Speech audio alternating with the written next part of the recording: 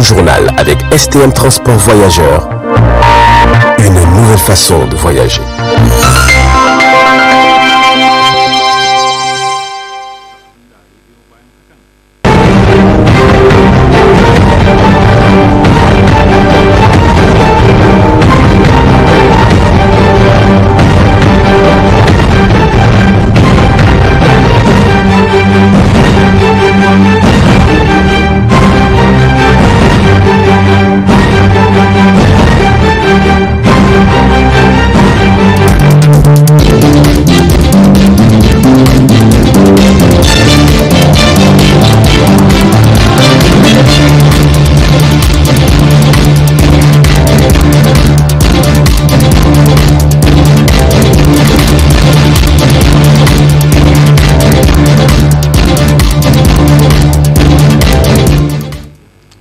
Vous êtes sur le 20h15 de la télévision Tambara. Messieurs, dames, bonsoir et merci de prendre part à la grande édition d'information.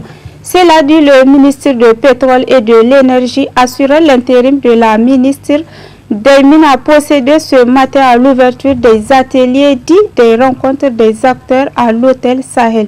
D'autres détails avec Ramatou Oumarou et Abdulraouf Eyebou. Cet atelier dit des rencontres des acteurs dans le cadre de l'étude sur les impacts socio-économiques de la fermeture de l'exploitation de la Cominac et la reconversion économique a pour objectif l'évaluation des impacts socio-économiques et environnementaux de la fermeture de l'exploitation du Cominac et la formulation de projets et reconversion et du développement économique de nature à atténuer significativement ces impacts. Les objectifs de cette étude, dont la réalisation a été confiée par le gouvernement à un consortium de 3 bureaux d'études internationaux et un bureau d'études national, sont, premièrement, l'évaluation des impacts socio-économiques et environnementaux de la fermeture de l'exploitation de Cominac et, deuxièmement, la formulation de projets de reconversion et de développement économique de nature à atténuer significativement ces impacts. Cette étude est financée par un emprunt de l'État auprès de la Banque mondiale, institution à laquelle je présente, au nom du gouvernement, notre profonde gratitude. Les premiers thèmes à être abordés ont pour but de clarifier et d'approfondir les données collectées, tandis que l'examen des thèmes qui suivront concernera l'évaluation des impacts économiques, sociaux et environnementaux de la fermeture, ainsi que, à minima, l'ébauche des filières d'avenir sur lesquelles pourraient être formulés des projets de développement, reconversion économique. Il est donc escompté que les échanges entre les participants sur ces thèmes, sous l'animation de 6 des consultants chargés de l'étude, soient suffisamment fructueux pour améliorer de manière sensible la collecte et l'analyse des données nécessaires à l'étude et ainsi faciliter l'évaluation des impacts de la fermeture ainsi que l'identification des filières d'avenir pour la zone impactée. Je n'ai pas de doute que les participants et les consultants vont davantage prendre la mesure de ce qui est attendu de chacun d'eux afin que le but assigné à ces ateliers soit atteint pour le plus grand bien des populations de la zone impactée. 4 jours durant, les participants à cet atelier auront à donner le meilleur d'eux-mêmes pour qu'enfin l'objectif de cet atelier puisse être valablement atteint. Restons toujours avec Ramatou Oumarou et Abdulraouf Eyebou pour parler cette fois-ci de la 3e session ordinaire du Conseil de ville de Niamey présidée par le député maire l'honorable Oumarou Moumouni Dogari. C'était aussi en présence du gouverneur de la région de Niamey. Ce 3e conseil ordinaire de la ville de Niamey au titre de l'année 2021 qui a regroupé les chefs traditionnels membres des droits, les députés et les autorités communales autour du député maire de la ville de Niamey et suscité de l'impérieuse nécessité de créer un cadre organisationnel et administratif d'analyse et d'enrichissement de plusieurs points inscrits à l'ordre du jour de cette session. Sur le plan du vivre ensemble, dois-je rappeler qu'il y a une exigence pour chaque citoyen d'œuvrer pour la cohésion sociale sans laquelle aucun développement, aucune avancée n'est possible.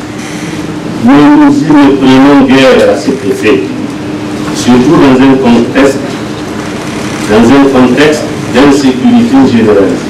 Pour ce qui est du présent conseil, nous allons débattre de 9 points, à savoir avancement et développement, examen et adoption des documents issus des conseils des arrondissements communaux, document cadre de la politique de développement de la ville de Niamey, examen des travaux en commission et travaux du comité ad hoc de suivi technique du processus de l'élaboration du document cadre de la politique de développement de la ville de Niamey, exécution du budget au 31 août 2021 et le premier renouvellement budgétaire au titre de l'exercice 2021, le relogement des sinistrés et des inondations 2020 de Niamey, la modernisation du commerce de rue à travers la confection et la vulgarisation des innovations, proposition de nomination d'un secrétaire général, la proposition de nomination d'un secrétaire général adjoint, les communications. Présent pour la circonstance, le gouverneur de la région de Niamey n'a pas manqué de rassurer de leur engagement à accompagner les sinistrés de 2020. J'en suis convaincu, au regard de votre courage, votre détermination et votre abnégation, dont vous avez fait montre depuis le 26 avril 2021. En effet, si besoin en est, on peut citer entre autres l'offensive dans la mobilisation des partenaires avec la signature de plusieurs protocoles d'accord pour des réalisations de projets structurants, l'accompagnement de la ville de Niamey dans le cadre de la recherche des solutions durables aux récurrentes inondations et le relogement des sinistrés de 2020, pour ne citer que cela. Notons que cette session qui s'étendra sur 4 jours va permettre aux députés et aux autorités communales d'apporter leur pierre à l'édifice à travers leurs échanges sur les points inscrits à l'ordre du jour. Faisons un clin d'œil cette fois-ci de la région de Tawa pour parler de la session de formation des journalistes organisée par le studio Kalangu à l'intention de ses partenaires. Les formateurs s'expriment face au micro de nos correspondants régionaux. Suivez plutôt. Comment un journaliste face à un barrage de forces de sécurité doit-il se présenter? Comment un journaliste qui fait l'objet d'une menace des terroristes et des bandits armés pourra-t-il se tirer d'affaire? Il s'agit aussi également à travers cette formation d'initier les médias partenaires à cette notion de droit international humanitaire. On va évoquer aussi les principes humanitaires. Nous pensons qu'à la fin de cet atelier, au vu de la qualité des participants, que les objectifs que nous sommes fixés seront pleinement atteints. Nos attentes pour cet atelier, c'est que les participants venus des 4 coins du pays seront attentifs pour cerner tous les enseignements qu'ils pourront essayer de réemployer dans leur pratique pour améliorer leur travail. Dans cette édition, consultation ce matin à l'hôtel Bravia de Niamey des acteurs de l'économie et des finances par le Conseil économique, social et culturel CESOC. L'objectif est d'établir un cadre d'échange entre eux. Suivez plutôt ce compte rendu. La consultation des acteurs de l'économie et des finances, notamment le ministère sectoriel, les partenaires techniques et financiers et les organisations socio-professionnelles du secteur de l'économie par le Conseil économique, social et culturel CESOC, s'inscrit dans le cadre de créer une nouvelle dynamique de travail au CESOC à travers l'instauration d'un cadre formel et permanent de consultation. Le CESOC a pour mission d'assister le président de la République et l'Assemblée nationale dans les domaines économiques, sociaux et culturels, a rappelé le président de la CESOC dans son discours d'ouverture. Le choix porté sur vous pour participer à cette rencontre n'est pas fortuit. Vous êtes les acteurs terrain du secteur de l'économie et des finances et à ce titre, vous vivez au quotidien les contraintes liées à l'exercice des activités dans ce domaine. C'est pourquoi nous souhaitons d'abord connaître vos attentes à l'endroit de notre institution afin d'en faire, en lien avec nos missions, notre priorité. C'est aussi l'occasion pour nous de récolter au passage vos préoccupations majeures susceptibles de faire l'objet d'études pour proposition d'avis ou de loi a adressées au président de la République et à l'Assemblée nationale. Ces préoccupations doivent naturellement cadrer avec les ambitions de son Excellence, M. Mohamed Bazoum, président de la République, chef de l'État, tel qu'annoncé dans son discours d'investiture et décliné dans la déclaration de politique générale du gouvernement.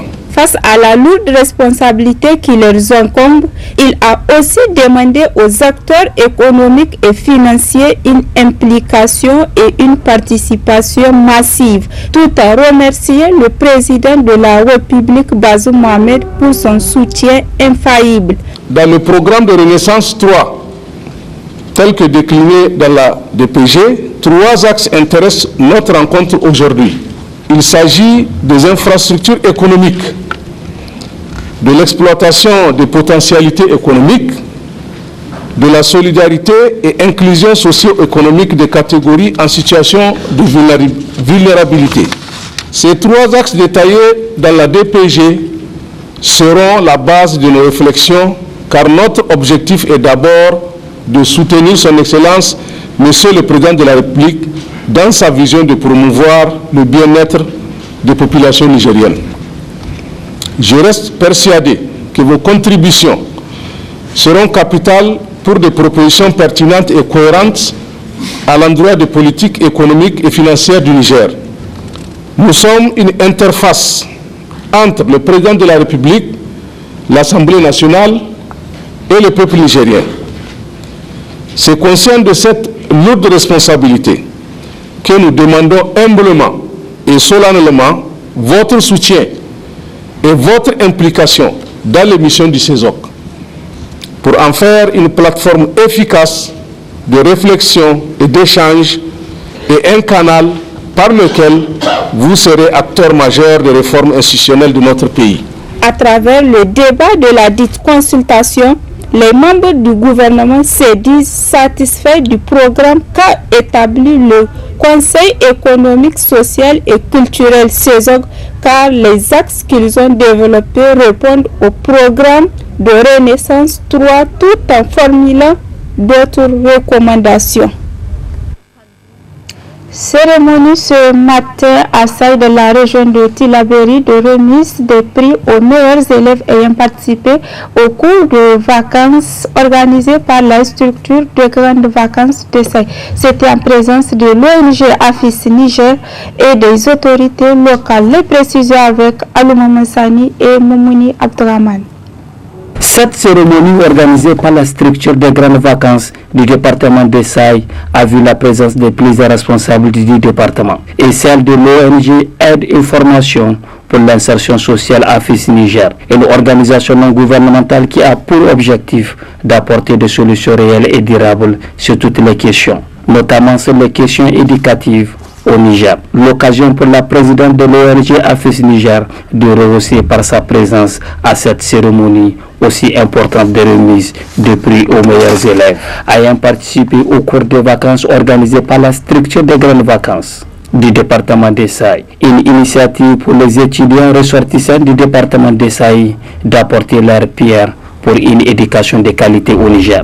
Dans le souci de renforcer le niveau des scolaires, la structure des vacances du département de Saï se donne pour mission principale d'organiser les cours de renforcement à tous les niveaux.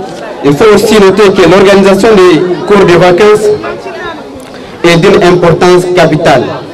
Consciente de cela, la structure s'est donné les moyens pour organiser ce genre d'activités qui rentrent dans la formation, l'éducation et la préparation de l'élève. Il est aussi important de préciser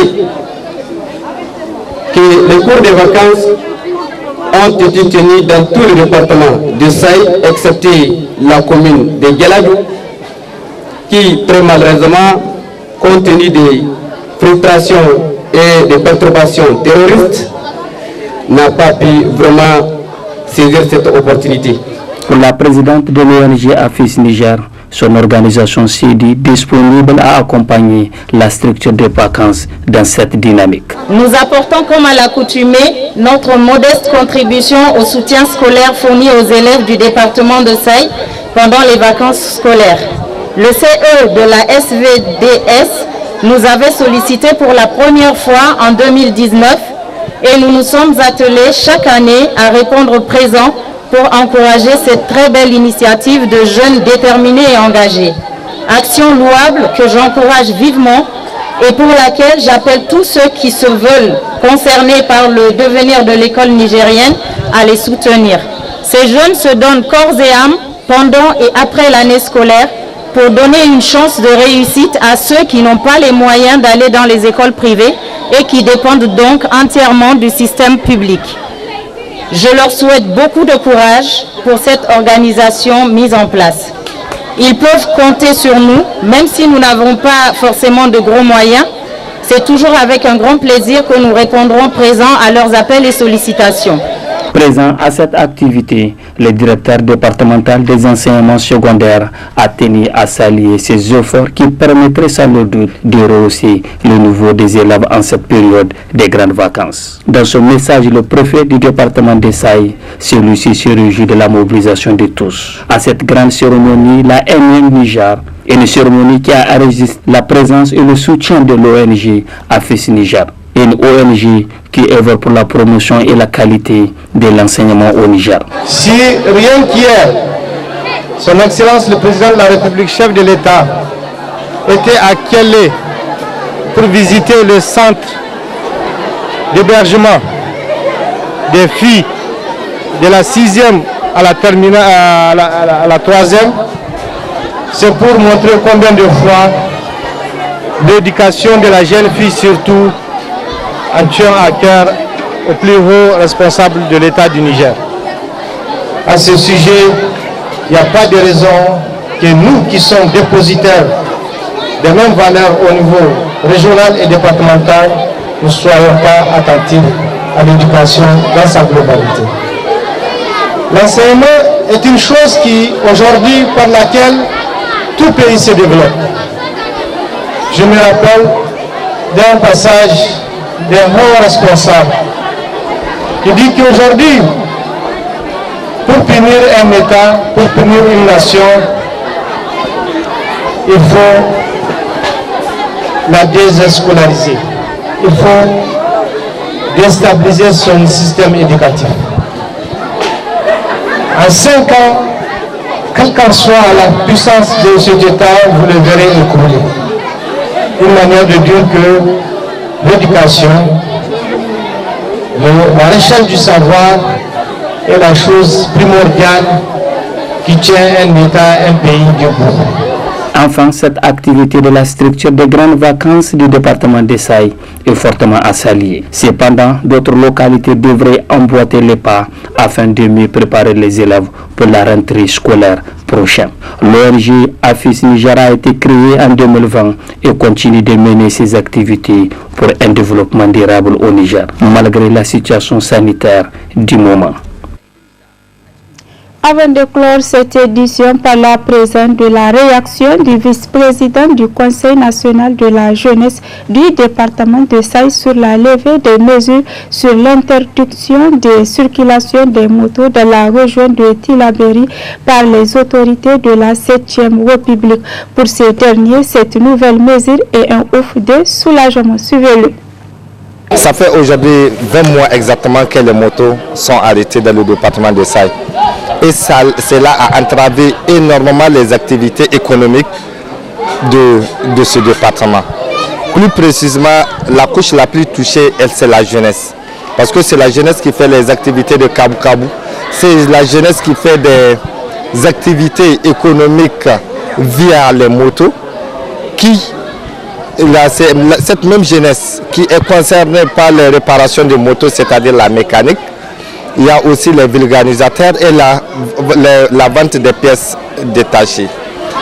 Ici dans la commune, quand nous avons fait le recensement après l'interdiction des motos en circulation, nous avons recensé rien que pour la ville de Saï, je ne parle pas de la commune, la ville de Saï, nous avons enregistré plus de 500 qui seront en chômage. Rien que la ville de Saï, on ne parle pas de la commune. Aujourd'hui, après 20 mois, le gouvernement vient de prendre une décision qui va mettre ces motos en circulation. Je peux dire que c'est un ouf de soulagement pour toute la population de Saï et surtout les jeunes en particulier.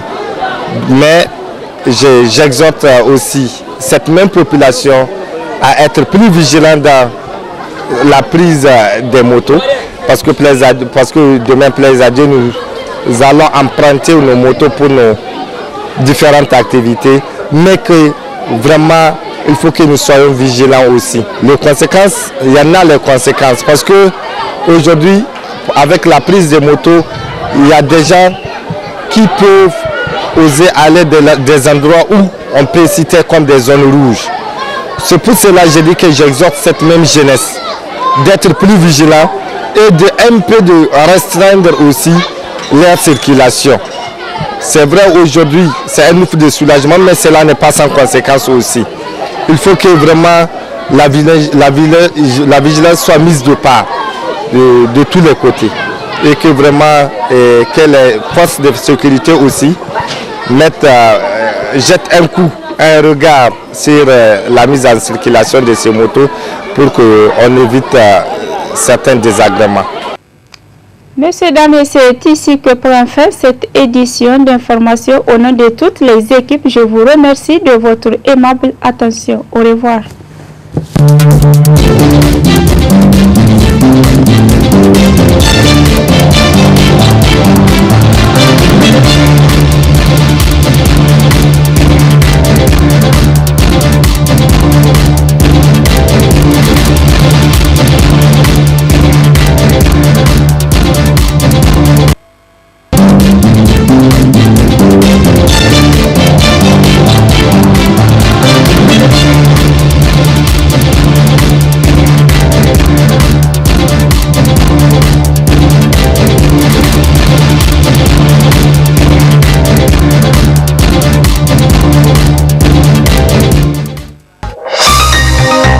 Ce journal vous a été présenté par STM Transport Voyageurs.